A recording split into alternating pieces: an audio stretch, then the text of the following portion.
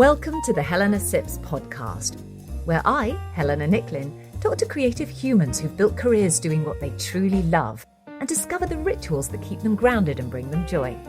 And this week... I'll tell you my favourite story that somebody who came to a workshop of mine said. She said she'd gone on a first date and this chap had given her a bottle of perfume. And she said, "That's lovely of you." But it was Nina Ricci's L'air du temps from the 1950s. Well, the classics, lovely. And he said, "Mummy wears it." No! I talked to Sarah McCartney. Sarah McCartney is a self-taught British artisan perfumer who believes fragrance should tell a story. The founder of cult perfume house 4160 Tuesdays, she's known for creating scents inspired by memories, places and everyday pleasures, from marmalade on toast to seaside holidays. After 14 years working as a head writer for Lush Cosmetics magazine, The Lush Times, a period during which she devoured over 200 books on herbalism and essential oils in order to better describe products to customers, Sarah turned her writing talents towards a novel, which then became the launch point for a whole new career in perfumery and building a devoted following for fragrances that are imaginative, joyful and unapologetically human. And she's here to tell us all about that today. Sarah, hello. Thank you so much for joining us on the podcast. My pleasure, Helena. It's great to have you here. Where are you coming at us from today? Today I'm at home in Ealing. The sun is shining. The magnolia leaves are out. The last of the buds are just dropping off. Starting the day quite peacefully. What are we drinking today and why? Oh, so this morning, first thing, we had a delivery from our local coffee shop. So I will be starting the day with Elements coffee. But my secret favourite is... It's called Kir Normand if you're in Normandy, Kir Breton if you're in Brittany, and my favourite is, so it's blackcurrant liqueur, crème de cassis de Dijon, plus local dry cider from either Normandy or Brittany, wherever you are. I love that. A very similar vibe to Joanne's choice, actually, a Floc de Gascogne as well, something French and very, very local. Would you ever make a fragrance based on that? Well, I do love blackcurrants, and there is a very strong blackcurrant bud material. The trouble is that it does smell of blackcurrants, but it also smells of cat pee. The way that you balance it is the word pissy used by the French and the English in perfumery is not an insult. It just means that it has a certain pungency to it, like geranium leaves also, and tomato leaves can have that kind of thing, but blackcurrant buds are the ultimate cat piss material. So yes, I use it. The apple part, I'd probably wrap it up in a little bit of vanilla, but yes, I'm constantly making blackcurrant fragrances because I was just obsessed with Ribena as a child. Good enough reason. Obviously, the reason I asked that is because you are so well known now for creating fragrances from real flavors and aromas that you experience in everyday life. So maybe you could tell us how you got to this point from the Lush Times. People sometimes will ask me about my career, and I say I didn't have a career. I just leapt at the next interesting thing that dangled in front of me a lot of the time. So I got to Lush by writing a piece for my Masters in Marketing and Corporate Strategy, and that was about the future of retail. In the internet had just really started, so I interviewed Mark Constantine of Lush to talk about the future of retail, and I wrote this paper, this analysis that I submitted for my part of my degree, and I sent it over to him and heard nothing for 6 months, and then suddenly I got a call, "Can you write?" And I said yes, because I just had a piece published in The Guardian about how to pass your motorbike test. So it was like that day, the day that you just think, yes, I can do that. 2 weeks later, I might have said no. And so he asked me to write the Lush Times because it turned out that my paper had enabled him to get funding to expand. So I started writing the Lush Times and learned a lot about different smells because I had to describe them, but I was never allowed in the lab, and I like making things. So 14 years of this, and it's really very intense working for Lush, whatever you do. It's all full on, as you know, it's like the shops, but every bit of Lush is full on. So I got a bit worn out, so I thought, well, I'll take a little bit of time off. I'll write a novel about a perfumer who makes fragrances that remind people of their happy times and spaces. I had the idea to include the fragrance I described in the book, in a little appendix, just to see if they were out there. And it turned out nobody had ever made them. So this fragrance of the seaside, the fragrance of the smell of a greenhouse, a garden shed, they didn't exist. So I thought I'd make them. And then we started on the long part, how to bring these things to life, how to make perfume. And I just assumed I could do it. I was a very practical household. We were just make your own clothes, knit your own stuff, bake your own apple pies. So I thought, well, I'll make my own perfume. And that's how it started. So you weren't put off by the fact that in perfumery, we're often told, I say we, I am not a perfumer, but I did start doing a degree in it actually fairly recently because it's just something that really, really appeals to me alongside wine. But I got really put off and worried by the fact that, the industry tells you that you need to be training for years in grass and to become a proper nose and you won't be taken seriously. What I love is that you've just gone and done it, right? Yeah, I think probably because I only encountered those rules that you're supposed to follow after I'd started making perfume and I had been discovered and it was already in shops. So then if somebody comes to me and says, oh, well, you can't do that, I say, but I haven't I? And by that time, I'd already caused enough trouble inadvertently. But because my background was Lush and they had started after... one of their companies, Cosmetics to Go, had it closed down, but they had brought in a perfumer who was properly trained and had spent years, and always bought in their perfume, and they didn't have the money. So Mark Constantine decided he would teach himself, and so he was making all their perfume. So I thought that was normal, and I think, in fact, looking from the outside, lots of customers do think that perfume companies make their own perfume. They don't realize that the likes of Yves Saint Laurent, they will be going to other perfume houses. They don't have their own in-house people. They go to trained people and buy them in. And the industry thinks that's what ought to happen. I've had quite a few. What do you mean you make perfume? Even people assumed that I was lying. Because a number of people in the UK have said, oh, yes, I make my own perfume. Oh, yes, it's completely, totally me. And then when pressed a little closer, it's like, oh, no, I wouldn't actually dream of that. I'm the creative director. Of course, I went to France and they made it for me. I wouldn't assume. So, either I'm regarded as somebody once called me a young upstart. I started the business when I was 50.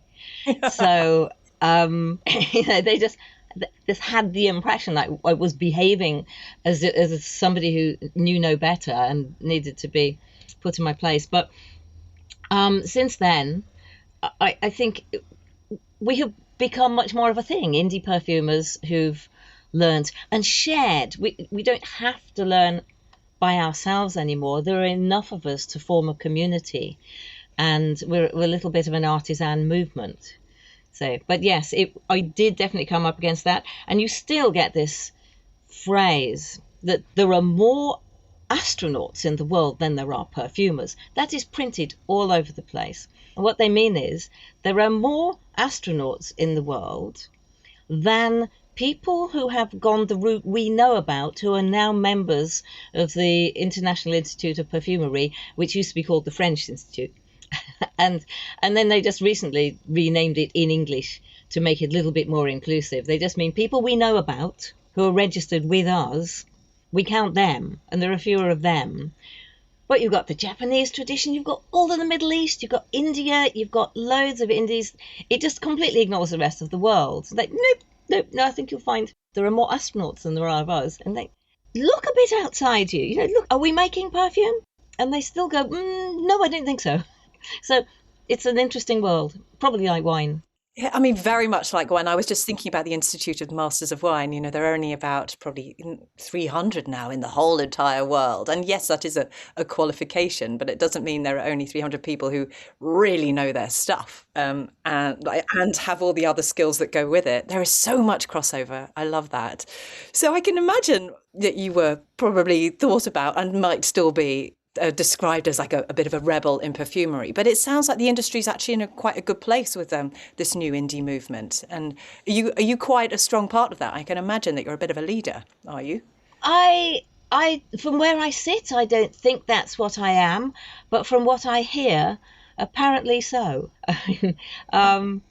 Somebody recently said, well, people come to me when they want help setting up their businesses. I actually run a course which I think helps some people by putting them off completely and helps others because there's a lot. There are regulations. People assume that if you've made a perfume, you go to Selfridges and they'll go, I'll have 1,000 bottles. And what they actually say is, would you like to pay us 50,000 a year for this space in our shop? It's not the way from the outside. People, the word is perfume is profitable.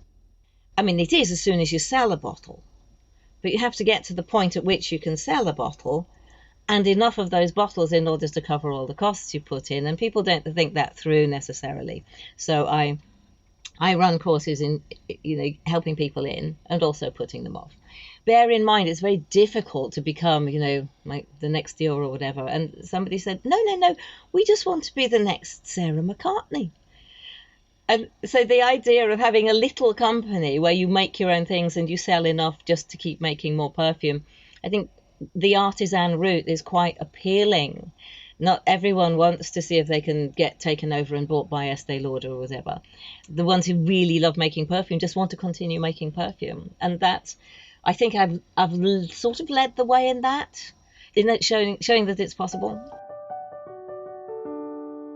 I feel there's a very strong lesson here around you have a gut feel about wanting to do something just to do it and not to get bogged down in too much research almost a lot of the time in certain areas about how it should be done. Because, starting a whole new business, this new business at 50, that gives me so much hope for my life and for where I want to go next, I can't tell you. And I have got a tendency to just really overthink how to go about things when actually I should just go with my gut more. And if it upsets people, I must be doing something right somewhere in a way. Exactly. I mean, there are the rules and there are the regulations. The regulations we must comply with, and it's very important to know about them because we are putting things on people's skin. And essential oils can be very powerful things. They are made by nature to defend against attack. They're not made to make us smell beautiful. That's a side advantage that we can use. But essential oils are very highly regulated when they're going on your skin. So we do need to know about that stuff. But the separate rules that humans have built for themselves to say, no, I'm allowed to do this and you're not, that we can ignore. And if we trample on a few toes inadvertently, well, people have 2 feet, they can still hop along. And I didn't ever mean to trample on anybody's toes. I had no idea until I found out later that, for example, I had been, it had been voted not to allow me into a certain British establishment, and I hadn't even applied. Oh, really? So yeah, that's how much trouble I was causing. But first of all, they assumed I was lying about making my own perfumes. Helena Rubinstein used to say she made her own perfumes. Elizabeth Arden said she made her own perfumes. There's always been a big tradition of saying, like even Dior. You go to Dior now and they say, oh, yeah, Monsieur Dior created this himself. Like, no, it was Edmund Rudnitzer. We know that. There's always been the front of the brand, and then there's been the background perfumers who just go, oh, I was merely the architect, But they'd soon let you know they really made them. So there was that tradition, But some people took it a little bit too far, claiming to be, you know, the world's greatest perfumer, for example. There was quite some, I think, reasonable annoyance that the brand owners were taking all the credit for the work, the real work. So at first they thought I was one of those people who was taking credit for the real work, and they were trying to find out who did it. But then when they actually found out it was me, they were irritated in another way. One chap, he died aged 96 a while back, but very lovely man, chairman of the British Society of Perfumers at one point, and he came up to me and he said, "Well, you get in the press a lot, don't you?" And I thought, oh no, that's it. Because all these backroom perfumers who've been doing all the work and making all the beautiful things, they never got a mention. So I think one of the good things about what the movement at the moment, what's going on the internet, is that people are looking to find who's really making the perfume that they like. And the perfumers who previously were just, you know, sat in sealed rooms, properly ventilated, never coming out, they started getting credit that they deserved. So that has happened as well, which I think is probably a good thing. So all kinds of interesting things. As you say, it's a great time to be involved in it. Tell us about your own perfume house, if that's what you call it. Do you call it a perfume house? I call mine a studio. I mean, the thing is that they were called houses after the maison in France, which would be a fashion house, and then they'd have a perfume to go with it. So it'd be part of the, you know, the Patou, Maison Patou or Maison Dior. They would have their own perfume, so it just became house. In fact, ours is in the former builder's yard belonging to the builder's house in the Victorian Street in Hammersmith. So I could call it my yard. So we have 100% strength fragrances ready to be diluted in ethanol down to the strength that they're going to be to sell. We filter those. We have usually a litre ready, and then we bottle when we get an order in. We have to be qualified to ship dangerous goods. That's the one certification we all have. That's our qualification, because it's ethanol. And that's another thing that people have to learn if they're going to set up their business. Just those practicalities. I mean, let alone talking about how much more difficult it is to ship to Europe now and US tariffs. You know, all of these things thrown at you. You think you're just going to make some lovely perfumes. People are going to buy them, you know. And then there's actually a whole business to run as well. Tell us about the name. The name. So, 4,160 Tuesdays, 80 years. So it's 52 weeks in the year times 80.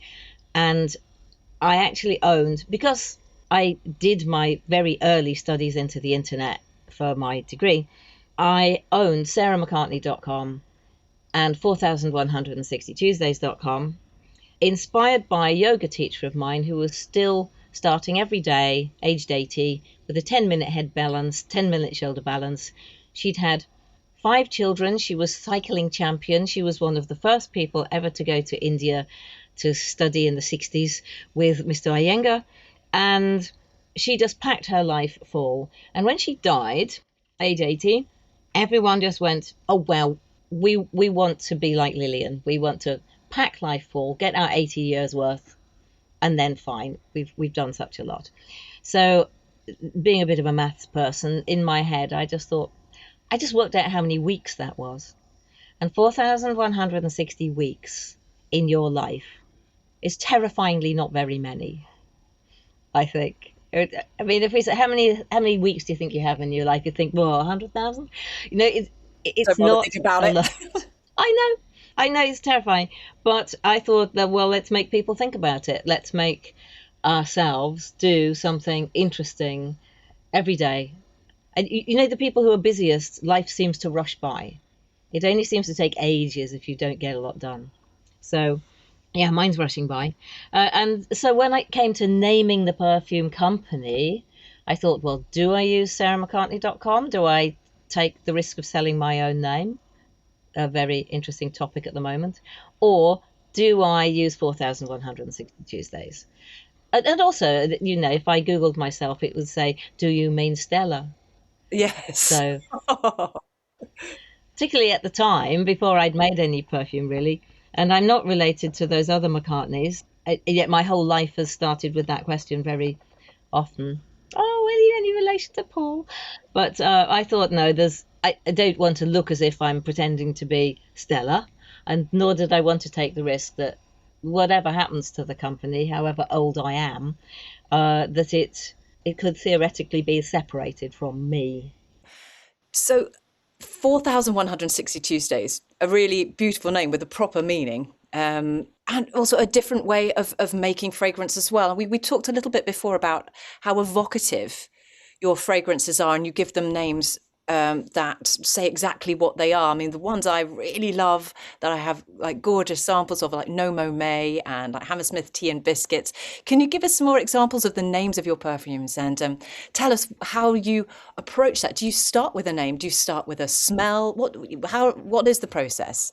Oh, it can come at me from any direction, My process is sort of me skipping down the street with an idea's butterfly net and see where it comes in. Sometimes it can be a material which I get my hands on and I think it's so beautiful, I have to create something around it. So there's one out this year which it's called London Linden, and it's named after the tree that I kept passing when, 6 years ago, we were on our daily walks, and our daily walk was round Lammas Park in Ealing. And when the linden tree came out, I didn't know what it was. I would just stand under this, a cloud of honey beautifulness. Just, what is this thing? And they found out it's a linden tree. And then when I went to Bulgaria, I got hold of some Bulgarian linden CO2 extract, which is a new way of extracting aromatic materials from fruit and veg and trees. And so I could make it. So that's a very simple name for a very direct experience, which is my tree. What I did on my holidays, that's the smell of being on the beach in Scarborough when I was a small child, and that's where we went from Durham down to Scarborough for a week at the beach. And so that's suntan lotion, rock pools, mint rock, candy floss, ice cream, proper childhood, just at the seaside, not the coast, the seaside. Beautiful. So keeping your mind open and just keeping creative. Yeah. Let's talk a little about functional fragrances, because I know that's become more and more of a thing over recent years, where you sort of deliberately wear something to make you feel a certain way. Is that something you feel strongly about? Oh, completely. Yes. I'm working on that. But I should tell you about that functional fragrances in the industry means something completely different from what's leaked out into the public and been misinterpreted. Okay. So what you say is exactly as it's understood outside the industry. But if somebody's picked up this term and started using it, it's leaked from a perfumer. If you went to Givaudan and said, I'd like a series of functional fragrances, they'd say, great. So are you putting them in washing powder? Are you putting them in shampoo, shower gel? So functional fragrances in the industry are fragrances which go into something else that has a function. So you want your toothpaste, they'll go great. Peppermint, I'm assuming, that would be a functional fragrance. Gotcha. Whereas the word leaked out, the perfume press started to talk about functional fragrances, thinking they knew what it meant, and applying it to perfume, and which in the industry is fine fragrance, whether it has a function or not. So what we're talking about here is perfume that people wear in order to make themselves feel great. And I would put money on the fact that linden actually works like a tranquilizer almost. Oh. It's so calming. I can't wear London Linden too often at work because I can't get anything done. But also, isn't it a bit like wine? Like we can't wear any perfume when we taste wine because it gets in the way. So if you're wearing something at work, does it get in the way or not really because you've got it both up to your nose? Actually, not really, because the thing is, if you were wearing perfume and you were just testing it yourself, testing wine yourself, your nose would already have said, oh yeah, lovely, that one's perfume, separate it out, and then you could smell the wine. But if you're in a room with other people, they will be distracted by your fragrance because it'll be something new. So it's much more complicated than just putting nice things in a bottle and saying, this will make you feel better. People have to choose for themselves. In fact, we did some research just this week, asked our own customers, which perfume do you reach for when you really need a bit of a boost? They listed about 90 different things. And some of them were woody ambers. Some of them were, one was Maxed Out, which is the smell of a wild night out in New York 2003. One of them was London Linden. One was a peach chypre based on the 1970s. It's so individual. That's why we aren't allowed to make claims on the packaging. So I think some of that marketing is a little bit disingenuous. The intent is there. And I do create fragrances with that intent to help people lift. We just got one out called Lifted. With the idea is just go, but I can't make that happen. No. I'm moving more and more to how fragrance opens other bits of the mind. So using scent to help people write. So if we think about scent, I've got a little free, very short course called Scenthusiasm Challenge, which you can find on our Vimeo or at the Patreon or even on TikTok. And the Scenthusiasm Challenge was to smell a thing and think, what time of day does it represent to you? Or think, if it's an animal, what animal would it be? So it's not just about the other senses that are within ourselves. We can use perfume, use fragrance to light up lots of other parts of the brain. And this is proven to keep the brain healthier.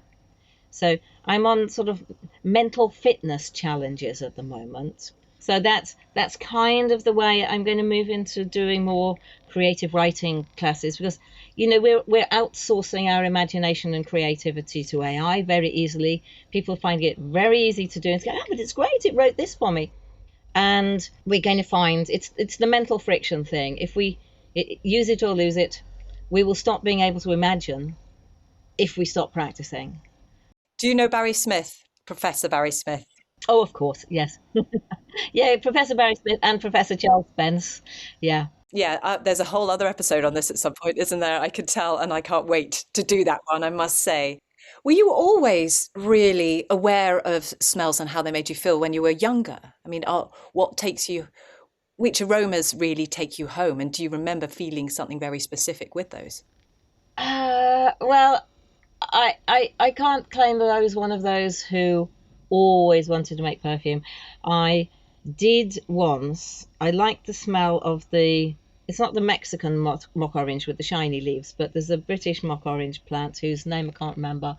And we had one in the little garden in Redcar.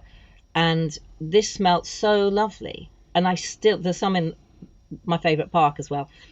I shoved the buds up my nose so I could walk around smelling it.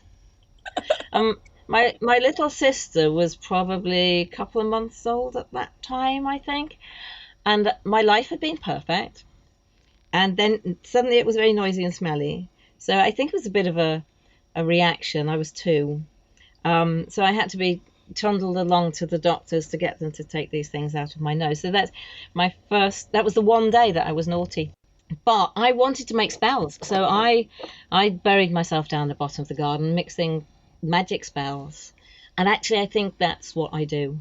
That's what I always wanted to do, just make spells. You're a witch. I think that's why perfumery appeals to me so much as well. I've always wanted to be a witch. Yeah, we can do magic. And when you see people try something on, when they find the one fragrance that they've been looking for, they are transformed. Yes. I think choosing your perfumes, it's more like partners than friends. You can buy people a candle, room fragrance. That's a friend thing. You can't buy them a perfume and say you'll love that. That's like taking them on a blind date. Might work, probably won't. People do that, and I've always been surprised by that. I've been bought perfumes before, and I'm like, that's really lovely of you. That's an inexpensive present, but you have no idea what I like. But, Yeah, brave. yeah. So I tell you my favourite story that somebody who came to a workshop of mine said. We were discussing this about how perfume is that personal, and she said she'd gone on a first date, and this chap had given her a bottle of perfume, and she said, "That's lovely of you," but it was Nina Ricci's L'air du Temps from the 1950s, and she said, "I thought, well, the classics, it's lovely," and he said, "Mummy wears it." No.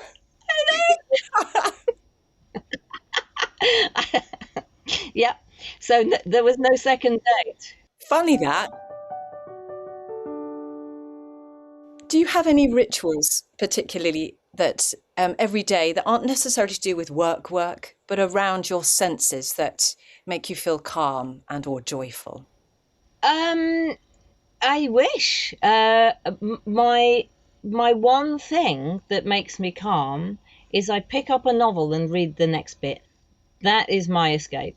I mean, I did yoga for a lot of years. I still practice a bit, but I trained to teach, and hence that's how I met Lillian Biggs, that the company's named after, the 4,160 Tuesdays. So I can now, the more you do that, the easier it is to remember how it feels. So if I just want to go, okay, calm, I can get there quite quickly. So, but quite often I forget. Yeah. So that's the thing, is it's remembering to do those things. But really my habits would be writing. I always write down at the end of the day what I did. So I'm a bit obsessed with the old fountain pens. I could just there are many just here. So I always write in ink at the end of the day what I feel was the important part, and then I always read. So if I want to be calm, but I do also know that deep breaths are the answer. I love that. I'm going to try that. It sounds like we work in a very similar way, actually. I'm definitely going to make sure I get that reading bit in. So just to wrap up, as it were, do you have a mantra for life that you would like to share with us? Or wise words? I've adopted Professor Hannah Fry's phrase. I've adopted it so much, it's going to be a perfume name. And it's "these are the good days," because this is the one phrase proven to make us happier whatever level of happiness we normally are, because people tend to have a level of their own, whether they've just won the lottery or just broken both legs. We settle at a certain level of happiness, but repeating as often as possible, "these are the good days," lifts it wherever we are, whatever circumstances. And I've just started saying that. I love it. Thank you very much. So where can people find you on the Instagram, websites, etc., and tell us a little bit about your courses? We're mostly at 4,160 Tuesdays. On Instagram, I'm also at Sarah McCartney Thinks, because I wanted to put things that I'd spotted from life out there which are nothing to do with the perfume business. And my courses, my training, they're all found under Senthusiasm. So I have senthusiasm.school, which is an online course for people to study in their own time. And I have a Senthusiasm Patreon where we do Zooms. I put out formulas. I give people inspiration. That's a community, including some award-winning perfumers who are already well established, but they don't want to feel like they're alone.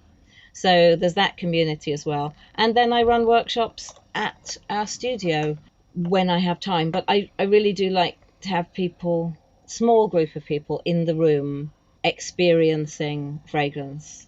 Sarah McCartney, it's been absolutely wonderful talking today. Thank you so much for coming on the podcast. Thanks for having me. I've really enjoyed it. Thanks. Thank you for listening to this episode, and don't forget to subscribe so you know when new ones have landed. And I'd love to hear your comments, so do drop them in below or come and find me on the socials at Helena Sips.